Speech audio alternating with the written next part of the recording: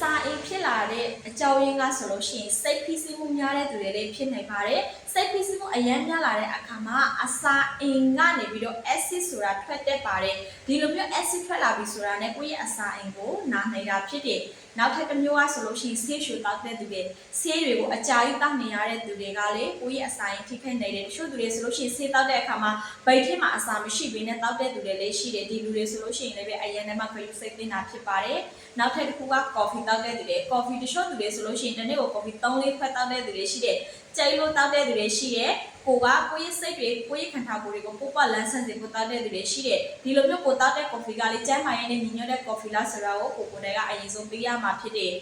ကျန်းမာရေးနဲ့ညီညွတ်တဲ့ coffee မဟုတ်ဘူးဆိုလို့ရှိရင်ကိုယ့်ရဲ့အစာအိမ်တွေကိုထိခိုက်လာနိုင်စေတာဖြစ်ပါတယ်ဒါကြောင့်မို့လို့ကိုယ့်ရဲ့ခံထားကိုယ်မှာရှိတဲ့ဒီအရင်ကမှအရေးကြီးတဲ့အစာအိမ်အစိတ်ပဲကိုလည်းကိုယ်စိတ်ဖို့လိုအပ်တာဖြစ်ပါတယ်ရှင်ဒါဆိုလို့ရှိရင်ဒီလိုမျိုးအစာအိမ်ကိုကြိုတင်ကာကွယ်လို့ရတဲ့အရာလေးတစ်ခုကိုကျွန်မကမျှဝေပေးရှင်တာဖြစ်ပါတယ်အဲ့ဒါကတော့ S Vega Plus ရှားစောလက်ဖက်ဖြိုရည်ဖြစ်ပါတယ်ရှင်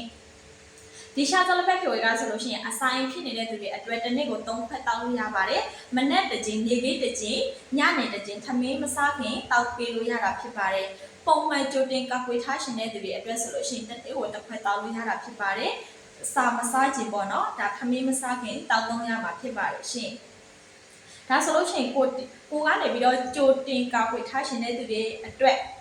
S ကရှားစလက်ဖက်ဖြိုရည်ကိုကြိုတင်ကာကွယ်လို့ရတယ်ဆိုတဲ့အကြောင်းရင်းလေးကိုလာပြီးမျှဝေပေးတာဖြစ်ပါတယ်အားလုံးပဲမင်္ဂလာပါရှင်